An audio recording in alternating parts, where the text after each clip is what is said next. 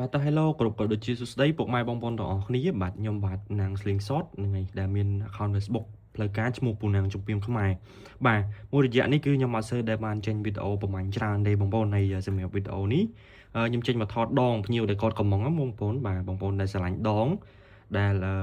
មានគំនិតមាន idea ក្នុងការ design ដងដោយខ្លួនឯងបងប្អូនអាចទៅអ្នកទៅនឹងខ្ញុំបានខ្ញុំមានទទួលការកំងដងពីប្រទេសវៀតណាមមកខ្មែរតាមតម្រូវការដែលបងប្អូនស្រឡាញ់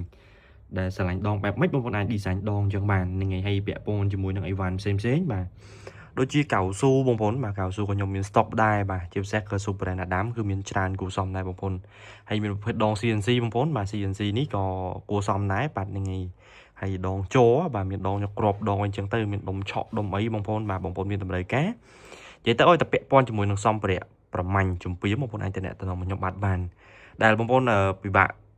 វាយ Facebook បងប្អូនគ្រាន់ search ដាក់ពូណាងជំពាមខ្មែរបាទក៏ចេញហើយថាបងប្អូននេះបងប្អូនអាចចុច link ដែលខ្ញុំដាក់នៅក្នុង comment បានបាទឥឡូវនេះខ្ញុំមក review ដងដែលភ្ញៀវគាត់កំងបងប្អូនបាទហ្នឹងហើយក្នុងនេះមានដងគីឡូធ្ងន់គីឡូស្រាលបងប្អូនគីឡូធ្ងន់គីឡូស្រាលមិនមានកម្រាស់ពី10លីខ្លះ4 10លីខ្លះនិង20លីខ្លះអញ្ចឹងទៅបាទហ្នឹង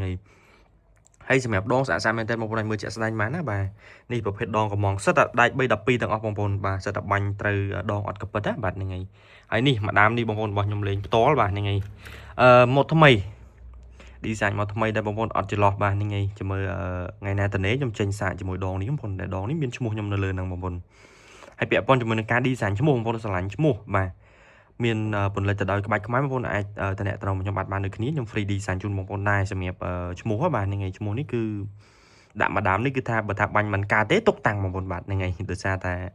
ខ្ញុំលេងខ្សែខ្លីហើយបាញ់អត់ច្រឡោះមិនដឹងថាមិនមកទេបងប្អូនជាមួយតនេខ្ញុំចេញបាញ់ជាមួយដងនេះចេញវីដេអូជាមួយដងនេះបាទហ្នឹងហើយដងសិតតែស្អាតបងប្អូនតម្លៃសិតតែសមរម្យទេបាទបងប្អូនដែលមានតម្រូវការតំណែងកំងអាចតំណែងខ្ញុំបានដែលមានលេខទូរស័ព្ទ096 66 37 07 កូដបងប្អូនបាទហ្នឹងដែលខ្ញុំមានដាក់នៅក្នុង comment បងប្អូនឲ្យដងស្អាតមែនទេបងប្អូនឲ្យមើលជាក់ស្ដែងបានណានេះខ្ញុំថតចិត្តបងប្អូនមើលអញ្ចឹងតែម្ដងបាទហ្នឹងហើយក៏អរគុណច្រើនបងប្អូនបាទដែលចំណាយពេលវេលាដ៏មានតម្លៃមើលវីដេអូនេះដល់ចប់បាទអរគុណច្រើនបងប្អូនទាំងអស់គ្នាបាទហ្នឹង